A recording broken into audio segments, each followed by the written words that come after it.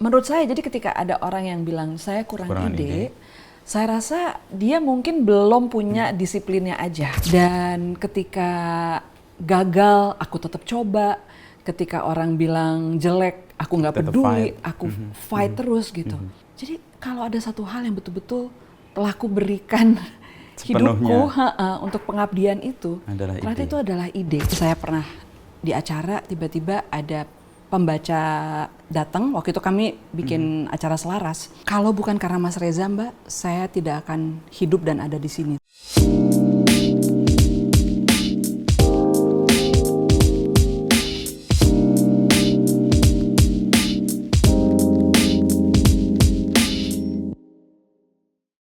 Saya sedang berupaya lepas dari tirani rencana.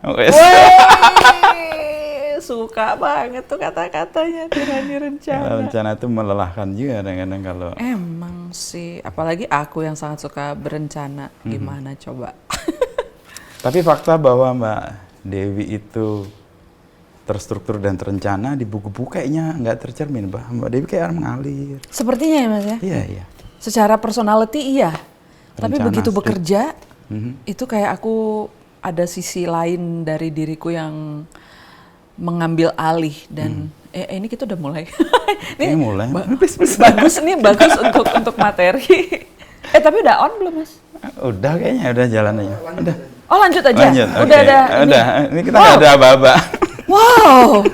Ini kalau ibaratnya kapal induk stealth ya namanya. Iya gitu ya. Itu nggak kerasa susuk mendekat. Iya, tau-tau rudal. Iya, kayaknya itu bagian dari mekanisme survivalku sebagai seniman. Aku selalu menyadari bahwa ini pemalas sebetulnya. Yang senang kulakukan itu adalah melamun, terus melakukan hal-hal tak penting gitu ya. Nah, jadi kayaknya memiliki struktur itu sebenarnya untuk menyelamatkan diriku supaya aku masih bisa punya kehidupan gitu. Karena kalau enggak, aku akan terpenjara dalam karya-karya yang tidak selesai gitu. Dan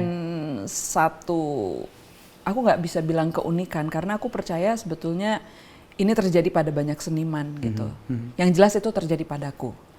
Bahwa ketika aku dihinggapi sebuah ide, aku merasa punya relationship dengan dan ide itu. Ya, dan ada utang yang harus aku lunasi karena ketika dia datang aku seperti diberi kepercayaan. Dan tugasku adalah untuk menyelesaikan apapun yang mau dia sampaikan gitu. Nah, semakin cepat itu tersampaikan, aku jadi punya ruang untuk yang lain. Jadi kalau enggak aku kayak punya aku punya tamu yang nggak pulang-pulang gitu loh, Mas. Nah, aku kan pengen ruang bermainku lega gitu. Silakan keluar lagi. Nah, gitu.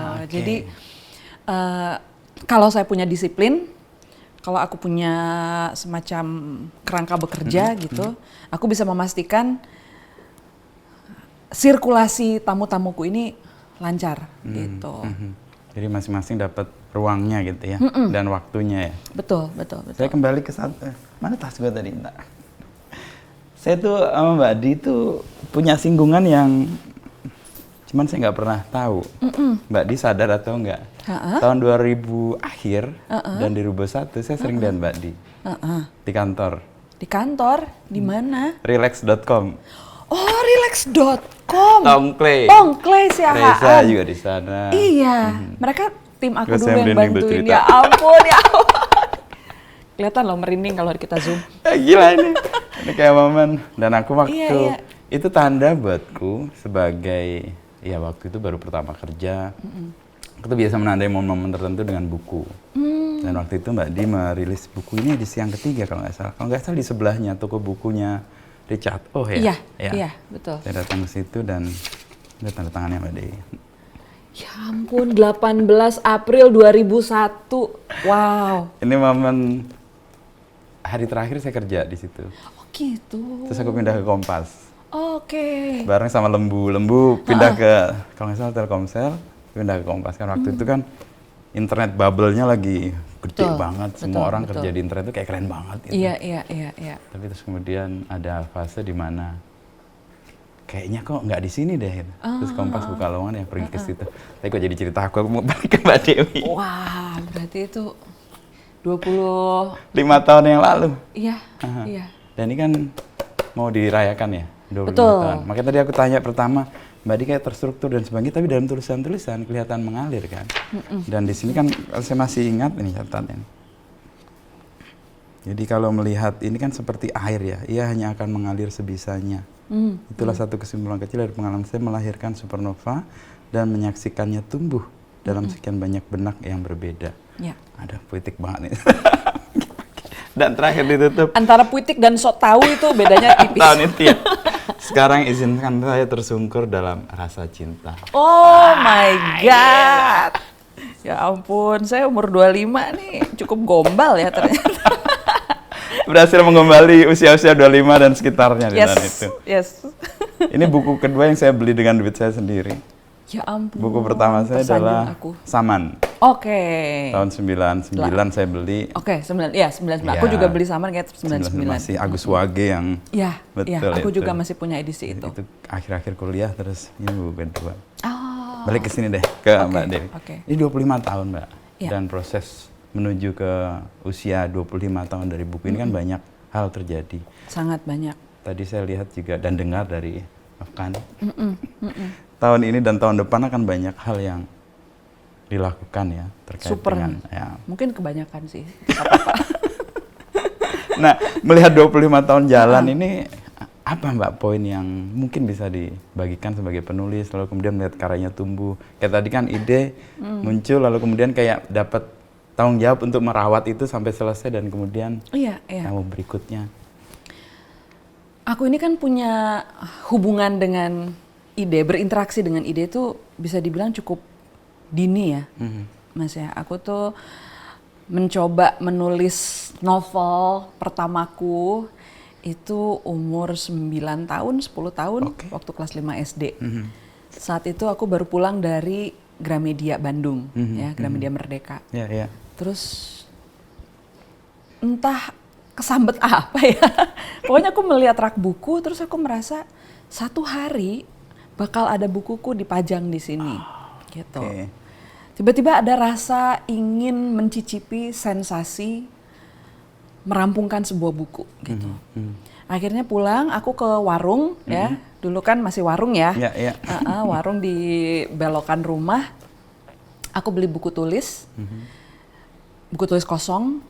Terus udah aku nulis di situ, tulis tangan, pakai tinta warna biru, merek pulpennya aku masih ingat namanya Lepen.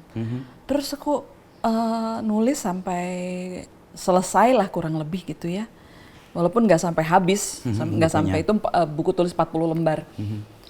Terus aku, wah ini rasanya punya buku, gitu. Sampulnya artis JK mas, artis JK Records, aku lupa siapa, kayaknya Dian Piscesa. Terus ini ya rasanya gitu. Punya buku. Dan perasaan itu begitu euforik, begitu membius gitu ya. Dan tekadnya semakin kuat di sana gitu. Satu saat aku akan menulis. Walaupun tidak ada terpikir itu sebagai profesi yang lazimnya kita sebutkan kalau kita bilang cita-cita kita apa gitu ya. Cita-citaku saat itu masih arsitek, dokter, ambasador, duta besar. Karena senang jalan-jalan, ya kan, senang jalan-jalan. Terus udah tuh, jadi keinginan itu muncul dan sekian tahun setelahnya aku kembali mencoba menulis. Ada yang selesai, ada yang enggak, gitu ya. Dan rata-rata ketika aku bikin novel, apalagi novelnya sudah panjang yang membutuhkan stamina gede gitu, itu nggak selesai. Contohnya Rapi Jali. Rapi Jali itu aku tulis pertama kali dengan judul Planet Pink itu saat umur 17 tahun. Perahu Kertas, aku tulis pertama kali tahun 96, umurku 20 tahun waktu itu.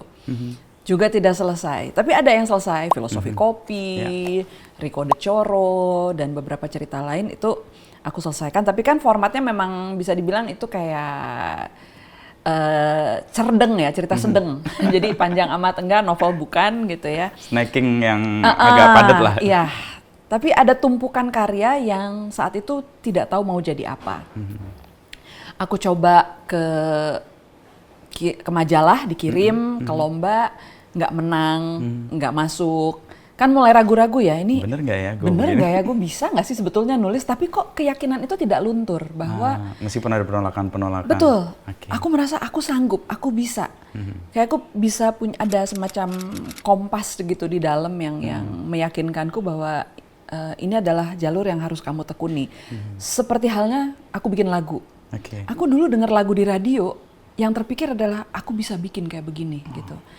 Ada rasa keyakinan meskipun yang ku dengar tuh hits buatan penyanyi dan penulis lagu yang udah gitu top ya. banget gitu, sementara aku masih anak SMP, anak SMA. Tapi aku ngerasa aku bisa bikin begini gitu.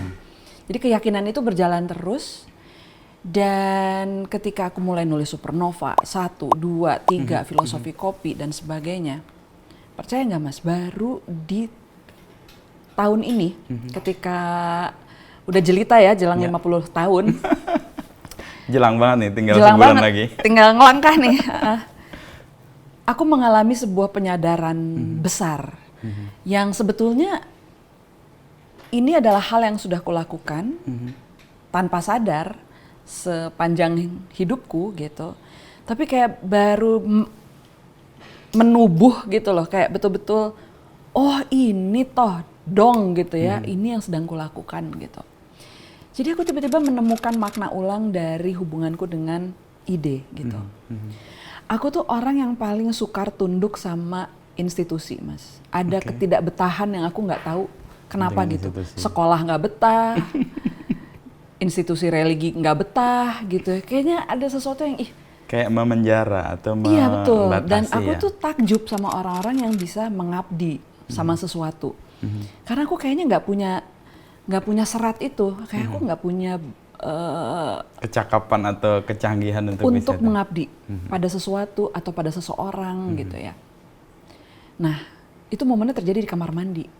Tiba-tiba aku sadar, loh, ternyata aku punya ya junjungan satu hal yang seumur hidupku, inilah pengabdian yang tidak pernah kulakukan pada hal lain. Dan itu pada tanpa ide. putus. Pada Iya, ide. kepada ide. Karena untuk ide, aku mengorbankan dan tanpa perlu klaim, tanpa perlu pernyataan, hanya aksi-aksi dan aksi gitu ya. Aku berikan waktuku, aku berikan atensiku, aku berikan fokusku, aku riset, jungkir balik, apa segala macam. Mengerahkan segala tenaga dan pikiran untuk membuat kalimat-kalimat yang menurutku paling runcing, paling tajam, paling telak gitu ya. Itu kan butuh energi luar biasa ya Mas. Dan ketika gagal, aku tetap coba. Ketika orang bilang jelek, aku nggak peduli, aku fight terus gitu. Jadi kalau ada satu hal yang betul-betul telah aku berikan hidupku untuk pengabdian itu, ternyata itu adalah ide gitu. Jadi ternyata aku ini abdi dari ide gitu. Dan itu memberikan semacam kebebasan sebetulnya, kayak liberating, kayak ada rasa ringan, karena ternyata selama ini that's not me, itu bukan egoku ternyata, itu adalah pengabdianku kepada sesuatu yang kurasa lebih besar daripada aku gitu. Dan sejak saat itu ada semangat baru sebetulnya, yang mana aku merasa, oh ternyata aku tuh cuma jembatan doang ya gitu. Ya udah deh, mumpung aku masih ada nih di dunia, lewat deh. Siapa sebanyak-banyaknya yang mau lewat sini, aku lewatin. Dan termasuk tadi yang sudah kita bicarakan tentang bagaimana punya struktur, bagaimana rencana, bagaimana skema bekerja. Semata-mata itu adalah supaya aku bisa menjadi jembatan yang untuk paling ide-ide yang datang tadi. Efisien dan efektif, minim resistensi, dan yang lewat bisa berjalan tanpa hambatan gitu kan, memberikan yang lainnya kesempatan, jadi ngalir lah gitu Mas, sirkulasinya tuh lancar gitu. Itulah sepertinya yang selama ini ku lakukan, dan itulah pengabdian terbesarku ternyata ya dalam pada hidup. ide tadi. Tapi ide itu kan sesuatu yang kadang-kadang impulsif ya, Betul. datang pergi. Betul. Gimana caranya Mbak Dewi memilah lalu kemudian memberi energi pada ide yang mana yang harus tadi kan menubuh gitu ya, Iya, iya, iya. dan diberi jembatan untuk kemudian dia lewat dengan lancar. Gimana Mbak? Menurutku ada 3 tahap yang kita bisa lakukan gitu, dan itu menjadi sebuah disiplin tersendiri. Yang kalau kita lakukan ini cukup sering, dia akan menjadi habit dan kita jadi punya apa ya, semacam SOP gitu. Ya, udah automatically aja. Betul, untuk menghadapi ide. Pertama, tentunya harus kita tangkap. Karena kalau kita tidak menangkapnya, dia akan pergi, dia akan lewat aja. Betul, seperti saya selalu menganggapnya kayak kunang-kunang gitu, dia sekedip doang datangnya. Nah, kalau kita tidak menangkapnya cepat-cepat, ya dia akan hilang gitu. Jadi kita harus punya disiplin, pertama menangkap. Dengan mencatatkan? Mencatat, merekam. Saya nggak percaya dengan mengingat karena saya kebetulan tidak punya photographic memory, jadi memang harus saya catat gitu. Dan ingatan kita biasanya kendor. Betul, dengan cara apapun, mau di gawai boleh, mau kertas dan pulpen boleh, apapun. Tapi kita harus punya disiplin untuk menyimpannya gitu. Dan kedua adalah menabungnya. Jadi saya selalu punya yang namanya celengan ide. Kalau sudah ditangkap, ini harus ditabung gitu. Saya nggak pernah buang folder saya, mau isinya cuma 2 baris nggak tahu apaan, atau rekaman nada pendek yang saya nggak tahu apa, saya selalu simpan karena saya percaya dia adalah potensi gitu. Yang kalau memang kita punya perjodohan, ini bisa nih saya kembangkan gitu. Jadi saya selalu punya yang namanya tabungan ide atau celengan ide gitu. Nah, yang ketiga adalah mengembangkan. Menurut saya ini baru real work-nya begins ketika kita sudah mulai mengembangkan. Nah, cara mengembangkan tentunya banyak metode di luar sana, tapi yang saya selalu lakukan untuk menulis itu saya pakai mind map. Gitu. Nah, seleksi terjadi di antara ini ya, Mas ya. Antara menabung dan mengembangkan. Karena kemudian saya coba nih, ada beberapa ide yang sepertinya sudah lebih utuh ya ketika sampai gitu. Udah ada potensi konflik. Ini kalau kita ngomong cerita ya. Cerita itu kan mau nggak mau dia harus punya konflik. Ada potensi konflik nggak di situ? Kalau tidak, oh mungkin ini cuma jadi puisi pendek aja. Ini mungkin cuma jadi ya udah catatan entah apapun. Nggak tahu mau jadi apa gitu. Atau mungkin kayak puisi pendek di pembukaan sebuah cerita. Mungkin jadi itu gitu. Tapi saya percaya setiap ide itu kayak punya tujuan masing-masing, dia sudah punya purpose gitu ya di dalam hidupnya gitu ya. Dia bakal jadi apa? Dia akan di mana dan bisa dikembangkan kemana. Ide-ide seperti Aroma Karsa atau Supernova, wah itu ide gede yang bener-bener wah ketika dikembangkan, wah mind mapnya kok luas banget ya. Saya udah langsung tahu ini akan jadi novel panjang, ini akan menjadi serial karena dia punya potensi ke arah sana gitu. Nah, saya yakin dan percaya ketika kita punya attitude seperti itu gitu. Ya kalau tadi saya bilang ada relationship kan berarti saya menganggap ide ini kayak semacam entitas lah ya gitu, semacam makhluk yang kita bisa punya hubungan. Dia akan dia akan bilang ke teman-temannya, ini orang bisa diandelin nih gitu. Gue lewat ke dia, gue lewat sama dia, selesai nih gue gitu kan. Dia kemudian akan mengumpulkan teman-temannya untuk ramai-ramai mendatangi saya gitu. Dan akibatnya saya merasa tidak pernah kekurangan ide. Jadi ketika orang bilang, aduh saya pengen nulis Mbak, tapi saya nggak punya ide, itu tuh satu masalah yang aku nggak pernah temukan. Yang ada saya kurang waktu, karena ide banyak. Karena ide satu yang sukses, dia memanggil ide yang lain. Dia memanggil ide yang lain, sementara satu ide nih eksekusinya kan bisa panjang. 6 bulan, 9 bulan gitu ya. Nah, menurut saya jadi ketika ada orang yang bilang saya kurang ide, saya rasa dia mungkin belum punya disiplinnya aja. Karena saya percaya ide itu sebetulnya ada di sekitar kita. Barangkali yang dia butuhkan pertama sensitivitas untuk menangkap sinyal-sinyal tersebut, lalu punya disiplin tadi, menangkap, menyimpan, dan mengembangkan gitu. Nah ya kita baru mulai diuji sebagai kreator menurut saya ketika kita udah berani mengembangkan. Setelah mengembangkan baru nih, kalau saya kayak memasang pancang, oke, proyek dimulai, gitu ya, supernova. Nah itu yang saya bilang tadi masuk gua tadi itu Mas, itu kalau saya udah pasang bendera nih, oke, saya akan mulai. Nah ketika saya mulai, saya tidak berhenti, gitu, saya tidak akan berhenti sampai selesai. Nah sebagai seorang kreator, ini juga evolusi yang saya baru pahami ketika nulis supernova, gitu. Sebelum-sebelumnya saya memulai tapi tidak pernah ya kalau berhenti saya berhenti aja deh gitu. Kalau lagi malas saya ya udah ikutin malas saya gitu. Baru di supernova saya memahami oh ternyata yang namanya deadline tuh penting ya gitu.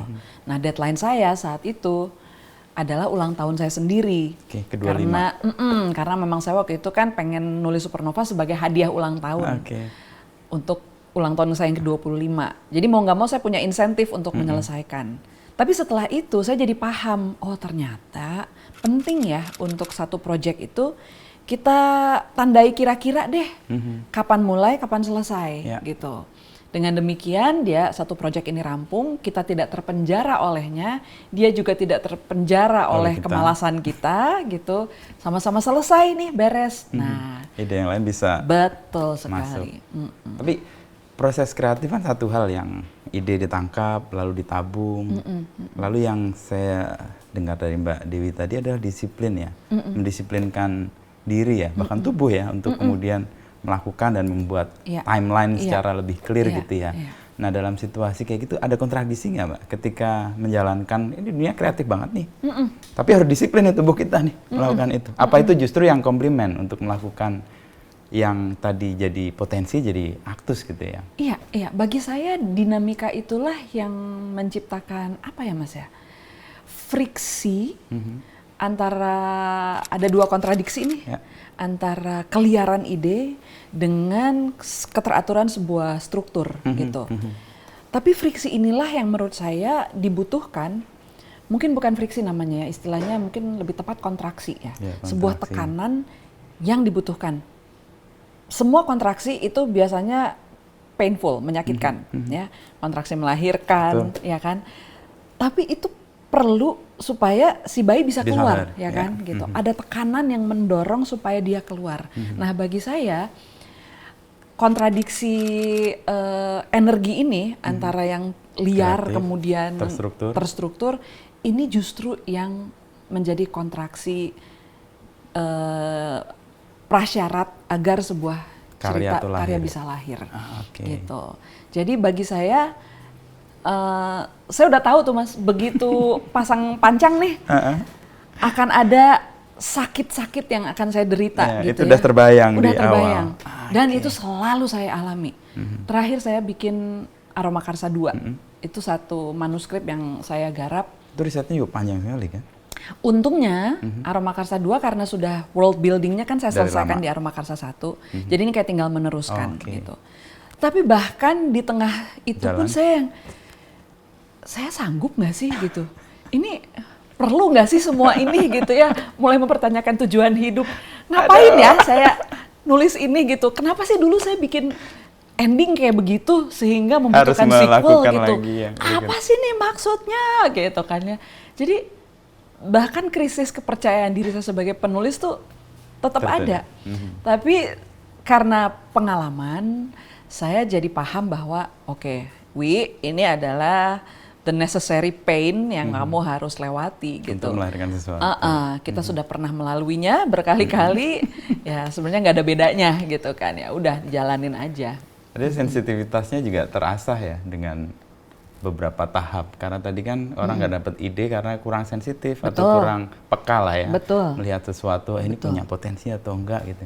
Even kita kayak udah Mbak Dewi udah melakukan itu pun itu juga terasa lagi ya sensitif. Oh ini akan di titik ini gue akan kelelahan nih. Iya, sangat Mas gitu.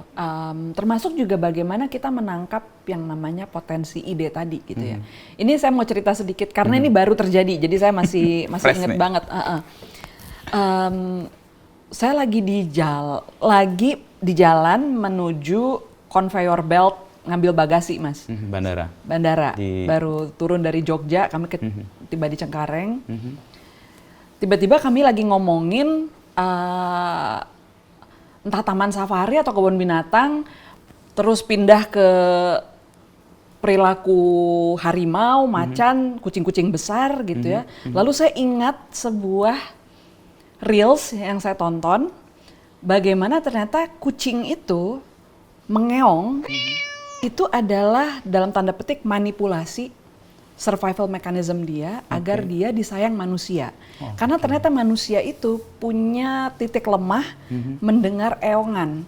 Karena eongan itu seperti bunyi bayi. Dan kita secara natural akan menghampiri. Karena tidak ada kucing besar yang mengeong.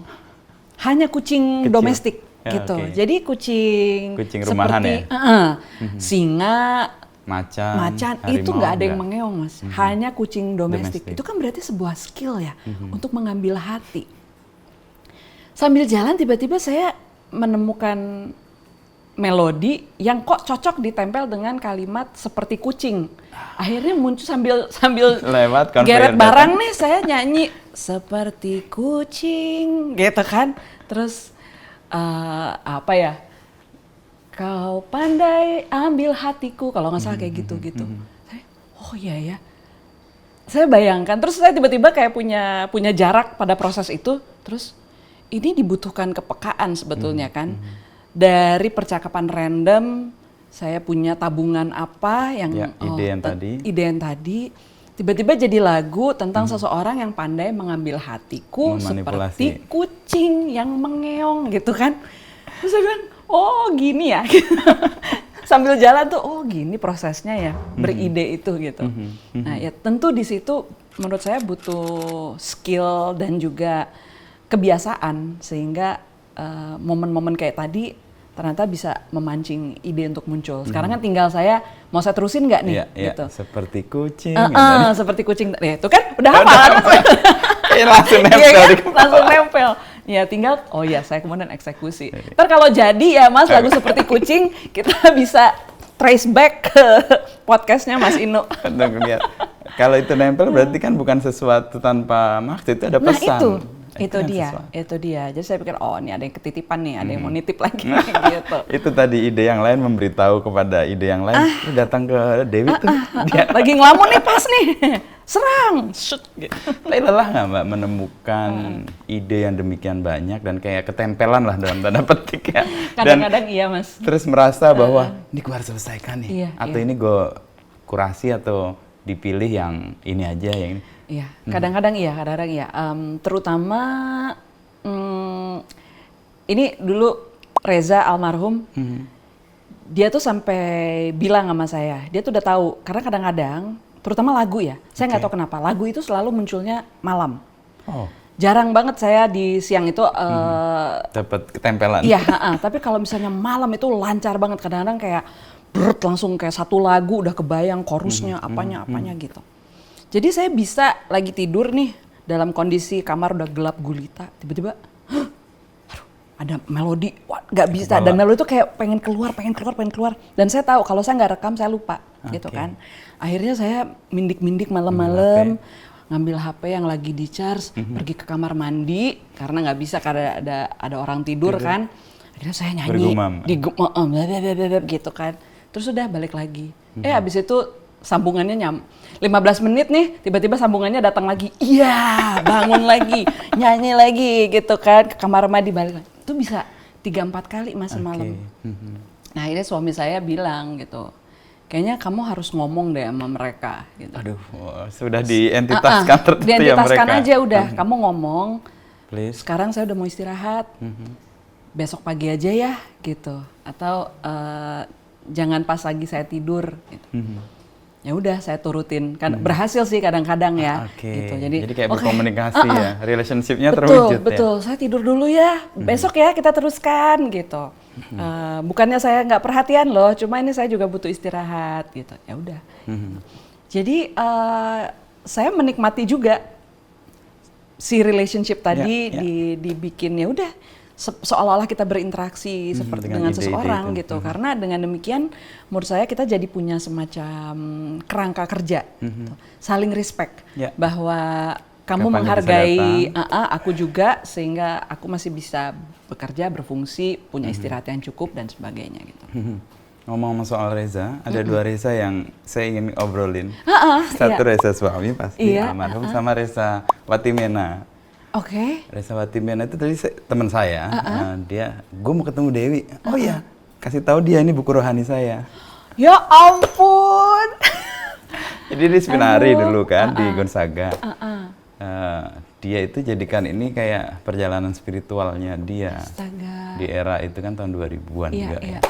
Terus dia cerita, ya itu salah satu yang menyelamatkan. Wah, salam hangat buat Reza Watimena. Kenal, tahu kan? Kasih. Atau pernah terhubung atau enggak?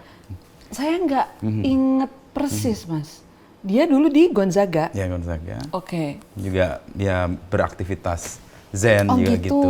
Oke. Barangkali mungkin kita pernah beririsan. Terima kasih loh, Reza Watimena. Terus yang kedua, Reza. Kan tahun ini menerbitkan buku yang selaras nih. Bukunya nih saya juga bawa nih. Yes. Saya kebut baca dan saya nggak bisa ngebut ternyata. Ketika saya baca ini saya banyak berhenti. Dan kayak narik nafas sendiri.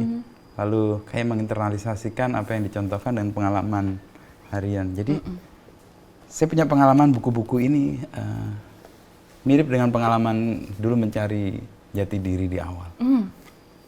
Nanti saya akan tanyakan sih. Saya dulu buku yang sangat berpengaruh itu bukunya Anthony de Mello, Awareness.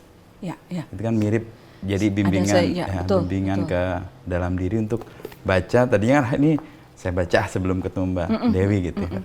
Tapi nggak bisa ngebut. Dan saya berhenti di bab 1 di tulisan yang masuk ke bab 2 ya. Terus ada ketemu beberapa teman saya di sini, Mbak Rustika Herlamba. Oh iya. Teman sampai sekarang, teman baik sampai sekarang. Dan juga menjalani itu. Lalu ada cerita-cerita yang sangat personal di sini. Dan ini kan pengalaman pertama Mbak Dewi untuk berkolaborasi ya dengan Mas Reza Gunawan. Bagaimana prosesnya dan menemukan format ini. Dan ini kemarin saya post ada yang komentar juga di IG saya.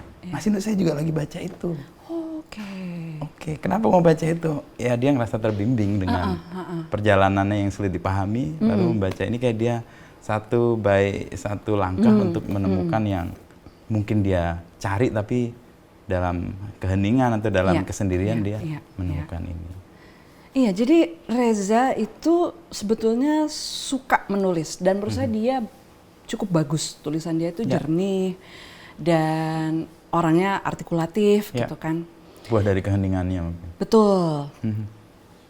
Tapi entah kenapa dia tuh nggak bisa menyelesaikan semua rencana dia untuk bikin buku gitu kan. Udah sering saya sindir-sindir gitu. Aduh, apalagi aku punya kelas Kaizen writing gitu kan, Mas. Terus, suamiku sendiri tidak berhasil saya convert menjadi seorang penulis, sementara murid-muridnya Kaizen writing tuh yang, Mbak, aku sudah berhasil bikin buku, bla bla bla bla. Terus aku sindir-sindir gitu kan, nggak mempan. Tapi dia sempat bercanda, kayaknya ini deh buat apa ya aku nulis buku? Toh istriku penulis, dia aja yang nulisin gitu kan. Nah, jadi ketika Reza berpulang, aku tahu dia punya catatan, tumpukan tulisan ini yang memang saat itu tidak tahu mau dibikin apa. Akhirnya aku bongkar, lalu aku mencoba membuat semacam frame lah ya. Itu seperti main puzzle sebetulnya. Jadi setelah aku kumpulkan, aku sunting ulang.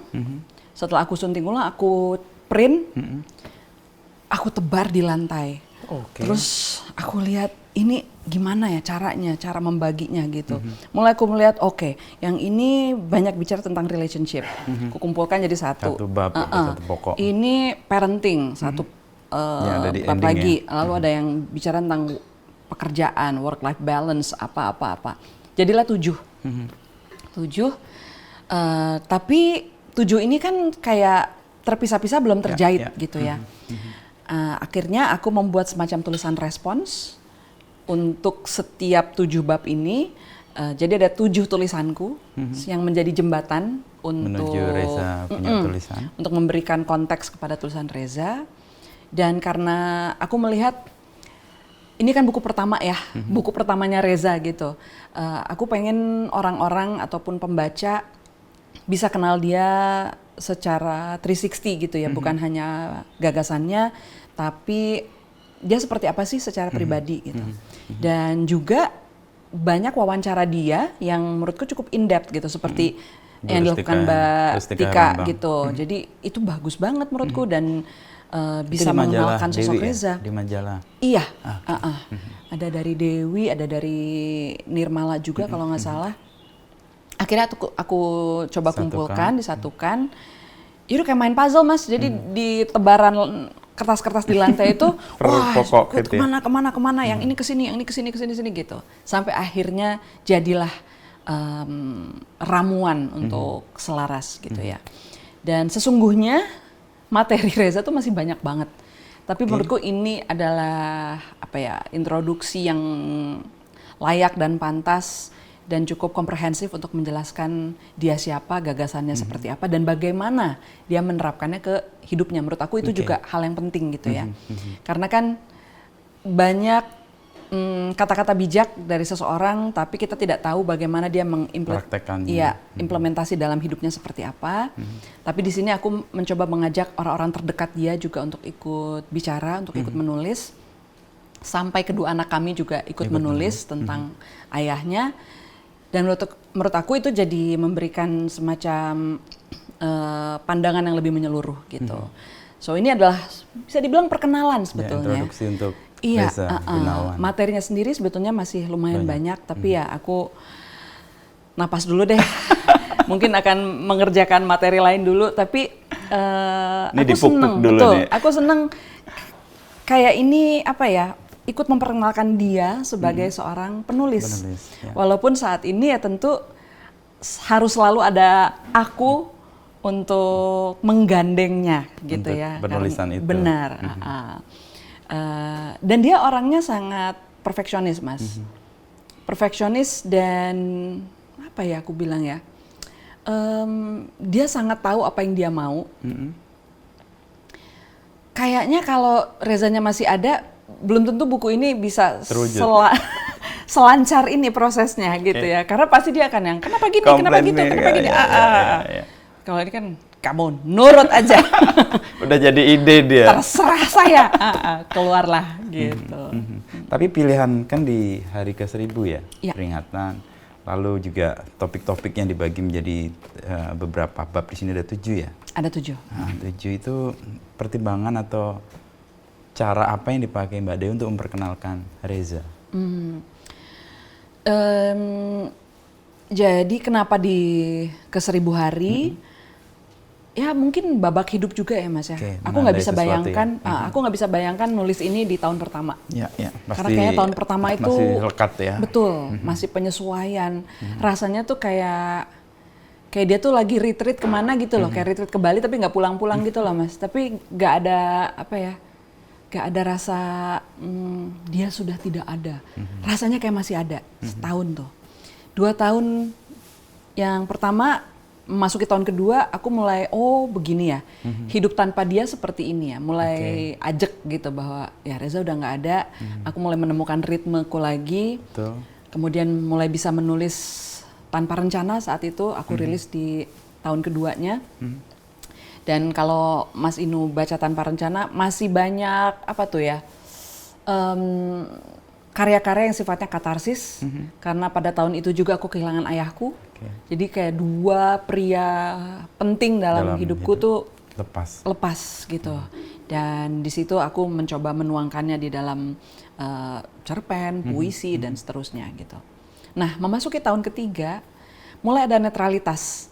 Yang mana aku mulai merasa ketika berhadapan dengan tulisannya, ya ini adalah sebuah tulisan. Udah ada jarak ya? Udah ada jarak. Aku bisa menyikapinya sebagai seorang editor aja, menyunting sebuah tulisan agak gitu. Lebih dingin ya? Betul gitu. Dan menurut aku itu yang dibutuhkan. Sehingga sebagai project aku bisa mendekatinya secara maksimal, baik sebagai seorang penulis maupun sebagai penyunting gitu ya. Udah kepala dingin gitu loh Mas, untuk mengerjakannya, nggak lagi banyak emosi tersangkut-sangkut gitu ya. Ya seperti itu. Dan aku memilih tulisan-tulisan Reza yang memang saat itu sudah ku seleksi gitu. Jadi ini adalah tulisan-tulisan dia yang di blog dia, di majalah. Artinya dari Rezanya pun sudah siap menulis itu untuk dibaca orang lain, gitu. Nah proses untuk kemudian menemukan yang cocok gitu kan masih ada ide-ide yang lain. Tadi Mbak Dewi melihat lalu memilih 7 ini kan topiknya tadi kan kalau saya lihat nih ada soal relik abadi ini pengantarnya ini pengantar itu membuat saya pukul saya itu kan benda-benda dan sebagainya yang harus diingatkan sebenarnya pemikirannya. Gagasannya nah, itu yang diluaskan. Ada stres, emosi dan kesadaran yang saya baca cukup intens, selalu hadapi keseharian, raga dan rasa, kerja dan karir, cinta dan relasi, dan 6 parenting lalu 7 kesejatian. Ini pilihan ini kayak memang fase atau proses. Saya rasa itu sesuatu yang tadi Mas Inu bilang, sesuatu yang sudah dipancarkan oleh tulisan-tulisan itu sendiri gitu loh.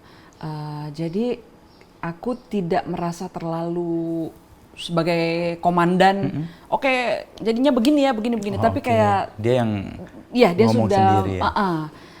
Itu butuh kepekaan banget. Nah, akhirnya kan malah jadi seperti siklus kehidupan ya. Mulai dari kita mikirin karir, kita juga harus mikirin badan kita, kita juga harus mikirin relasi kita dengan orang terdekat. Keluarga. Lalu setelah kita punya anak, hubungan kita dengan anak. Tapi jangan lupa juga dengan kesejatian diri kita gitu kan, hubungan vertikal kita, hubungan personal kita dengan sesuatu yang lebih besar daripada kita gitu. Nah itu menurut saya udah masuk ke ranah spiritualitas yang sangat personal dan Reza juga seorang penjelajah spiritual. Ya itulah yang saya ungkapkan di situ. Jadi memang seperti siklus kehidupan ya gitu. Tapi saya tidak merasa mengaturnya terlalu dengan sengaja, tapi saya melihat materi ini memang sudah memberikan kerangka bayang-bayang sedemikian rupa kepada saya gitu. Tinggal saya tegaskan aja. Jadi peran sebagai jembatannya berfungsi ya, karena dia datang dan punya purpose tadi. Kemudian Mbak Dewi melakukan. Tadi yang kemudian 1000 hari tadi, ini kayak proses yang lumrah ya dalam orang menerima sesuatu. Kan butuh waktu tuh, takes time ya. 1 tahun apalagi kehilangan orang yang sangat dekat gitu kan, ya memang butuh. Dan itu kan mekanisme dalam tubuh kita sendiri sebenarnya kan. Pertama kan menolak. Lalu kemudian ya pelan-pelan ditampar kenyataan bahwa aku harus terima nih. Peran dia yang tadinya nggak ada atau yang tadinya intens ada harus aku ambil dengan agak perlawanan atau apa. Yang adaptasi terakhir baru bisa kita, menerima kan ya. Dan Betul. ketika bisa menerima itu kayaknya pertumbuhannya terjadi ya. Benar banget Mas. Ada apa ya? Kesembuhan di sana, ada naik kelas di sana gitu. Tapi naik kelas ini juga bukan artinya apa ya? Kalau kita ngomong naik kelas, tapi pada kenyataannya kita sebenarnya lebih humble, lebih kita dikasih tahu, kamu ya hidup tuh begini gitu. Bahwa pada akhirnya semua orang akan kehilangan rasa pahit, getir, suka, sedih, duka itu ya harus kamu alami gitu. Jadi saya malah kayak semakin being humbled by life gitu. Dan itu proses yang ketika udah kita retrospeksi ya, indah sekali ya ternyata. Gitu. Dan itu butuh waktu ya. Dalam proses itu, saya dalam menghadapi kenyataan atau realita, kadang-kadang ini kita rayakan kan pertemuan, padahal perpisahan perlu kita rayakan juga. Itu supaya imbang juga bahwa hidup tuh nggak selalu orang datang, tapi ada orang pergi. Itu dia Mas gitu. Dan bagi aku cukup menjadi ironi ketika satu hal yang paling pasti dalam hidup, yakni kematian gitu, menjadi topik yang salah satu topik paling dihindari kan. Ketika kita mau ngomong kematian, jangan ngomong gitu, udah gitu. Seolah-olah padahal itu sesuatu yang pasti. Itu tuh sesuatu yang pasti. Nah, kalau kalau sudah pasti, kenapa kita tidak membuat perencanaan yang lebih baik menuju ke sana gitu ya? Perencanaan ini kan macam-macam, mulai dari hal teknis, aset, terus bagi-bagi waris, itu kan teknisnya gitu. Tapi non teknisnya adalah saya udah meninggalkan legacy apa, saya mau punya kenangan dan hubungan seperti apa dengan orang-orang dalam hidup saya gitu. Dan bagi saya itu sebetulnya perayaan hidup juga, membuat kita jadi lebih apresiatif sama waktu yang kita punya gitu. Saya selalu ingat dengan habis podcast sama Pak Jonan. Oh ya. Waktu itu pas awal-awal sebenarnya. Lalu dia, kamu umur berapa Nu? Nanya aku kan waktu itu. Ya 45 aku bilang. 5 tahun lagi. Kenapa? Jadi Pak Jonan itu. Dan ini saya kayak menghantui, kayak itu ide yang kemudian ada di kepala saya. Dan saya celengin, kayaknya butuh. Kalau mekanisme Mbak Dewi kan lalu kemudian ditangani yang dikerjakan. Jadi yang bagi hidup tuh jadi 3. 25 pertama, 25 kedua, sampai 50, sama 25 dan setelahnya. 25 pertama itu belajar dan menyerap dari semua orang yang ingin kita dapat ilmunya. 25 kedua tuh dari pengetahuan, ilmu dan sebagainya, mempraktekkan dengan jatuh bangunnya. Yang terakhir ya giving back, legacy apa. Jadi itu udah mulai, itu kalau ngomong kematian adalah sesuatu yang pasti, kita mau dengan cara apa itu akan terjadi. Itu persis itu nempel di kepala saya. Itu persis banget yang saya rasakan, Mas. Sekarang tuh kalau istilahnya jam pasir, saya tuh kayak udah di tahap penyadaran bahwa yang bawah nih udah lebih dikit nih daripada yang atas tuh udah lebih sedikit daripada yang di bawah gitu kan. Jadi ada semacam apa ya? Ada urgency, juga ada kebulatan hati, lebih bebas dari keraguan gitu, untuk maju dan berkarya. Karena apalagi sih yang saya perlu takuti, apalagi sih yang perlu saya pikirkan gitu. Di usia seperti ini saya udah bisa melihat diomongin orang, baik itu kritikan maupun pujian, itu akan lewat juga kok. Jadi ngapain sih kita mesti takut gitu? Ngapain kita mesti, aduh ini laku atau enggak? Ini orang bakal ngomong apa gitu udah kan? Udah di fase itu ya? Iya gitu, dan tidak lagi approval seseorang ataupun banyak orang menjadi barometer yang utama, tapi lebih kepada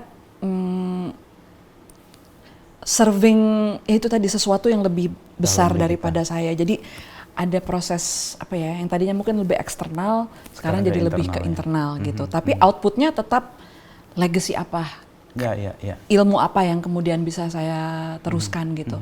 Salah satu kenapa saya bikin Kaizen Writing juga, saya ngerasa ini pengalaman yang saya tabung selama puluhan tahun gitu. Sayang banget kalau saya nggak teruskan kepada orang-orang gitu kan. Akhirnya saya kasih waktu untuk gimana yuk caranya merumuskan supaya menulis itu prosesnya jernih mungkin, supaya saya bisa mengajarkannya ke orang lain.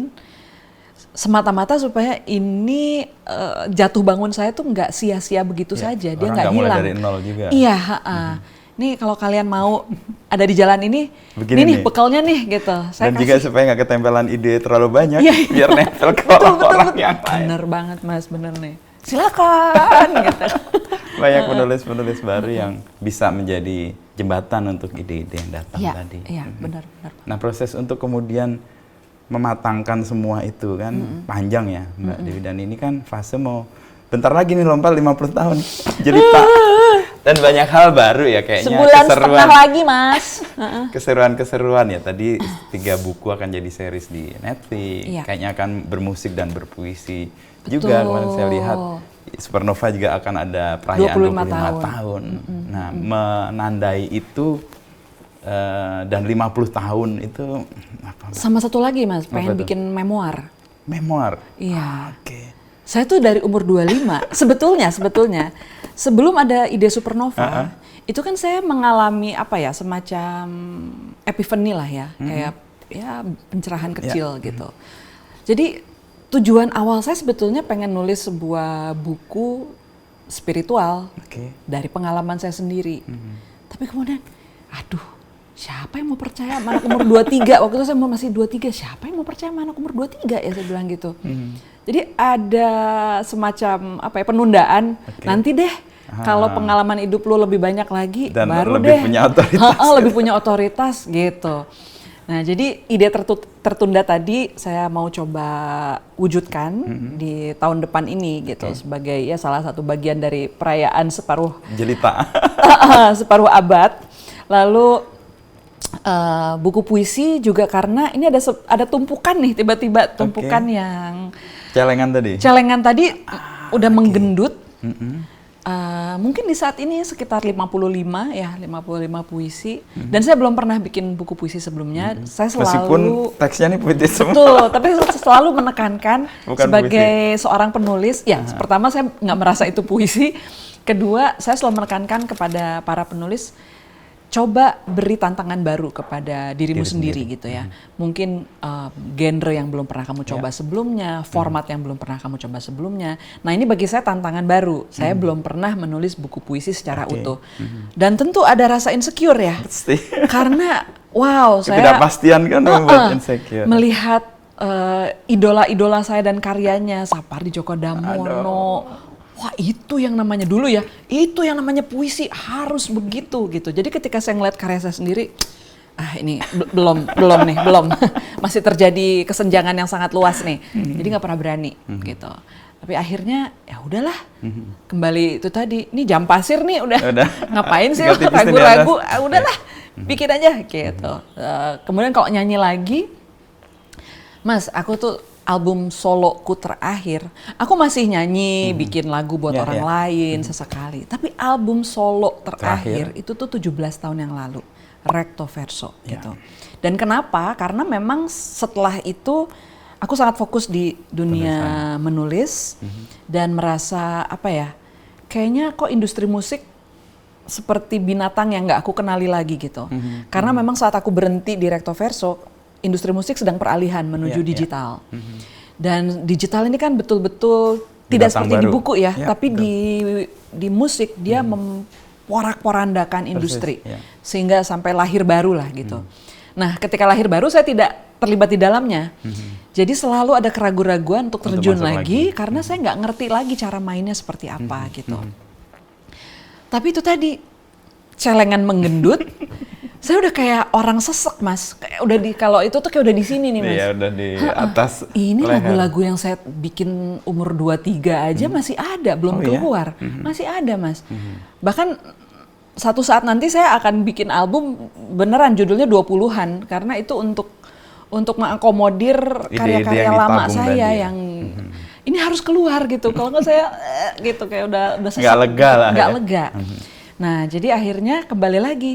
Udahlah, ngapain lagi sih kita pikir-pikirin, so what kalau kamu nggak kenal industrinya, mau ada yang denger, mau ada yang enggak, tujuannya kan hanya supaya si karya ini keluar gitu.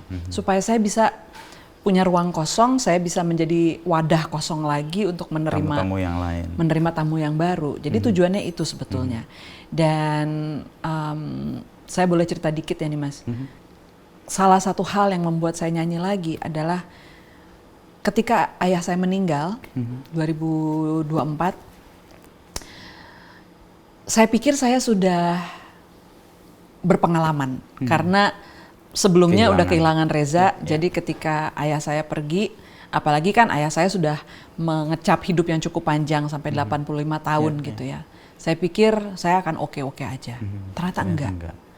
Itu seperti panah yang menusuk titik yang sama 2 kali gitu. Jadi malah lebih sakit. Saya kehilangan sekali dan sampai pada satu tahap di mana saya tahu saya fungsional, saya melakukan pekerjaan, keluar apa dan semuanya. Tapi hati saya kayak mati gitu. Terus saya sadar nih yang terjadi kok kayak seperti ini ya gitu. Dan sering banget saya lagi duduk tiba-tiba air mata mengalir, berarti kan ada semacam luka di dalam yang menunggu sebuah kesembuhan gitu. Akhirnya entah apa yang menyebabkan, waktu itu saya gara-gara ngelihat teman saya karaokean. Terus saya yang, enak banget ya karaoke, kok ngajak-ngajak ya gitu. Terus saya, gimana ya caranya saya karaoke ya gitu. Akhirnya tiba-tiba saya dapat akal, oh, saya kan punya speaker bluetooth, saya sambung aja ke laptop. Pokoknya saat itu saya kan gaptek Mas orangnya. Tapi sehari itu saya berusaha gimana caranya saya bisa pasang mic, karaoke nyala, keluar di speaker, saya nyanyi. Nyanyilah saya mungkin sejam setengah kali Mas. Lagu-lagu yang saya suka saya nyanyi. Berhadapan dengan sofa kosong ini. Jadi saya nyanyi aja gitu, nggak ada penonton, tapi saya nyanyi dengan sepenuh hati. Di situ saya merasa ada, loh, kok hati saya kayak hidup lagi gitu, ada sesuatu yang tergerak. Dan di situ kesimpulan saya adalah ternyata musik menyembuhkan ya gitu, menyanyi menyembuhkan saya gitu. Dan saya ingat pesannya Reza waktu itu, dia pernah bilang, kayaknya udah saatnya deh kamu nyanyi lagi, udah deh kita sisihkan uang yuk gitu. Anggap ini investasi, kamu bikin aja album. Jadi udah pernah ada rencana itu, tapi tidak sempat tereksekusi, hanya cuma jadi diskusi doang. Jadi saya merasa, oh iya, sudah pernah dapat restu, kemudian pas banget ini saya merasa disembuhkan oleh musik. Disitulah tekad saya untuk nyanyi lagi muncul gitu. Dan datang materi-materi baru, lagu-lagu baru.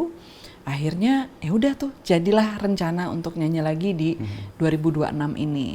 Dan ada satu kelompok kecil teman-teman saya sendiri yang ketika mereka ini juga kayak udah diatur aja gitu Mas, datang ngomongin hal lain, ngomongin kuliner, tiba-tiba satu orang nanya Ari Daging, kenal kali ya Mas, kan satu gedung kan MRA waktu itu ya, iya di Sarinah, masih di Sarinah, BI Tower. Dia nanya sama saya, lo kapan sih terakhir nyanyi Recto Verso? Hah? Recto Verso? Itu kan udah lama banget. Iya itu album terakhir gua. Dia bilang, gak bisa Wi, lu gak bisa nyanyi terakhir Recto Verso, ini gak bener katanya gitu. Terlalu lama jedanya. Terlalu lama. 4 hari kemudian dia balik lagi, sudah dengan penawaran.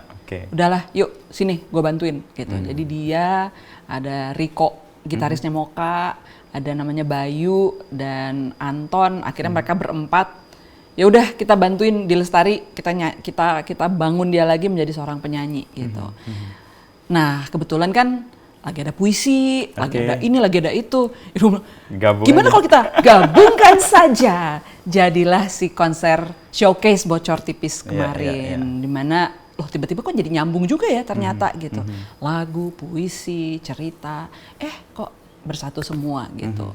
Itu kayak efek dari tabungan yang dikumpulkan dan menggendut dan diberi ruang masing-masing akhirnya saling ketemu. Itu dia Mas, makanya jangan pernah buang celenganmu, disimpan semua. Dia akan menemukan ruangnya sendiri. Dan sesuatu yang nggak terduga akhirnya jadi sesuatu yang membuat kita jadi pelepasan yang menyenangkan juga ya. Dan kita selama tadi ngobrol diamati sama Reza. Di belakang Reza tersenyum. Oh iya bener. Saya tuh pas dengar Mbak Dewi cerita itu, Reza di belakang kayak manggut-manggut dan memberi approval. Bener dia. Gue waktu itu minta dia mah yang nulis. Jadilah buku ini. Tapi harapan buku ini sebagai sebuah, kan kayak tuntunan ya akhirnya. Membuat orang punya pegangan. Kan ini ajakan untuk ke dalam diri sendiri. Lalu dibantu dengan tahap-tahapan yang sudah dilakukan oleh Reza dan Dewi ya terkait dengan penemuan ya. Untuk pembaca ini kan juga direspon cukup baik ya, udah cetakan ketiga kan? Kedua ya Kak ya? Cetakan kedua ya? Kedua ini? Udah kelima. Kelima nih. Oh iya benar. Oke, yang kedua baru jalan. Betul. Artinya itu resonate dengan publiknya kan? Yes. Nah harapan atau setidaknya ya mungkin kalau berharap kita akan kecewa juga ya, tapi setidaknya buku ini apa yang mau Mbak Dewi bayangkan ya? Karena beberapa teman saya juga merespon lalu, oh iya gue lagi ambil buku itu, Reza itu tuh kan ya Mas, dia sosok yang mengundang curhat. Ada kan, nggak tahu ya mungkin jarang-jarang ya ada orang yang kita lihat mukanya kayak langsung curhat. Ada gitu. itu. Kan. Dan sepanjang hidupnya dia hadir menjadi sosok itu bagi banyak orang gitu ya. Salah satu contohnya nih, saya pernah di acara tiba-tiba ada pembaca datang, waktu itu kami bikin acara Selaras. kalau bukan karena Mas Reza, Mbak, saya tidak akan hidup dan ada di sini. Terus saya bilang, wah kenapa? Saya sudah sempat mau suicide dan akhirnya saya dibantu oleh Mas Reza. Terus saya nanya, oh kamu kliennya? Bukan. Saya cuma nonton videonya aja. Sejauh itu ya dampak. Hanya nonton videonya aja, Bisa seseorang bisa sampai terselamatkan dari pikiran untuk bunuh diri gitu. Jadi saya selalu merasa Reza nih punya gift itu, dia punya berkat itu. Dan saya ingin orang masih bisa terhubung dengan dia meskipun dia tidak ada gitu. Nah, salah satu caranya kan tentu dengan mengabadikan tulisannya. Jadi saya memang berharap Selaras ini seperti penyambung extensionnya Reza di dunia ini ya, di realitas yang masih kita jalani gitu. Dan sejauh ini dari orang-orang dekat dia maupun orang yang pernah bersentuhan dengan dia bilang, ketika saya baca Selaras, saya merasa seperti Reza ngobrol dengan saya, Reza ngomong dengan saya gitu. Jadi itu sebetulnya Mas yang saya pengen lakukan adalah, ini adalah seseorang yang punya gift, talenta untuk menjadi cermin bagi orang menemukan kesembuhan dirinya sendiri. Karena Reza selalu percaya kesembuhan itu datang dari diri sendiri. Dia hanya cermin yang membantu memantulkan saja gitu. Tapi kesembuhan itu bukan dari dia, ya bukan dari luar, tapi dari dirinya sendiri. Cuma kadang-kadang orang tidak berhasil menggali sendiri dan butuh bantuan pihak lain untuk memancing itu keluar gitu. Nah, jadi saya berharap cerminnya Reza nih bisa awet, bisa tetap hadir bersama siapapun yang membutuhkan lewat Selaras gitu, Mas. Dan itu sebuah penegas atas kebenaran bahwa kalau ini nggak tahu yang nulis Pram atau siapa ya, tapi itu saya kumpulkan dari beberapa. Kalau kita mau abadi melampaui usia kita yang fana, ada 3 hal yang bisa dilakukan. Menanam pohon, menikah dan berketurunan, dan yang ketiga menulis buku. Dan benar kan, Reza sekarang tidak hadir secara fisik, tapi ada ide-ide yang akan datang ke pikiran-pikiran yang terbuka, dan kemudian dicelengin, lalu kemudian diarahkan dia prosesnya mau kemana. Dan proses untuk menemukan itu kan, ya tadi kalau saya merasa apa yang dikatakan Mbak Dewi tadi, kepekaan tadi tuh melihat. Sehingga kita nangkap kunang-kunangnya nggak kemudian hilang karena dia pergi saja. Atau terang udah datang sehingga. Betul. Dan saya juga percaya ada semacam perjodohan kita dengan apapun yang hadir di dalam setapak hidup kita gitu ya. Baik jodoh manusia betulan maupun jodoh-jodoh dalam arti bantuan ataupun gagasan yang memantik atau menyembuhkan gitu kan. Nah, aku ingin Selaras ini berjodoh dengan siapapun yang membutuhkan gitu, Mas. Gitu. Setidaknya dia ada gitu kan di rak buku dan dia jadi cermin dan menjadi cermin, dan saya yakin mereka yang merasa terpanggil, terkoneksi dengan karya ini ya akan terhubung akhirnya gitu. Jadi Mbak Dewi nggak percaya dengan kebetulan ya artinya? Aku pasti tidak. ada sesuatu yang terencana atau ada hal yang lain yang ada order di balik chaos menurutku gitu. Saya akan tutup dengan pembuka yang paradoks. Paradoks adalah salah satu kualitas yang mendekatkan kami dengan Reza, Mbak Dewi. Di mata saya, Reza adalah manusia paradoksikal. Demikian pula ia melihat saya, manusia yang begitu, tapi begini.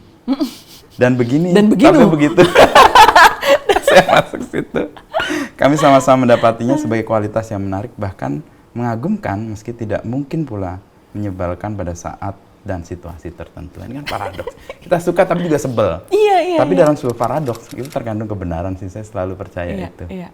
Dan kalau kita peka melihat paradoksnya, kita akan ketemu kebenaran. Betul, setuju. Thank you Mbak Dewi. Mas Ino, makasih banyak. Saya makasih banyak. Akhirnya ketemu. Saya merinding lagi tuh kan. Untuk percakapan yang mengalir macam air yang ada di pengantar ini. Pesawat stealth atau muncul lo. Saya bacakan yang mengalir tadi nih. Menulis adalah perjalanan menuju satu kelahiran. Betul banget, tadi ada kontraksi. Dan karya yang dilahirkan ibarat air nan bergulir, bebas di lereng perasaan dan pikiran. Astaga naga, saya pernah nulis itu ya.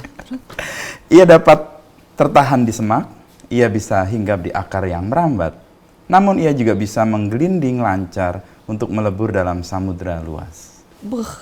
Tak ada yang dapat menghitung berapa ceruk di lereng itu. Tak ada yang tahu seberapa gerah tumbuhan di sana. Ia hanya akan mengalir sebisanya. Ya ampun, coba lihat Mas, saya kok nggak inget ya? Oh ya Allah, astaga naga. Dan ya paradoks yang lain kan, mengalir tapi ternyata disiplin, ya kan? Iya. Berarti kan ada rencana juga kan? Iya. Godaan kita sebagai orang yang mengatakan, hidup gue ngalir, kayak nggak deh, lu punya perencanaan yang disiplin deh. Iya, Hanya aja mungkin nggak dikatakan. Betul. Nah itu paradoks Tidak disadari. kan? Dan ada kebenaran di situ. Thank you Mbak Dewi sekali Thank you, lagi. Adino. Thank you so much.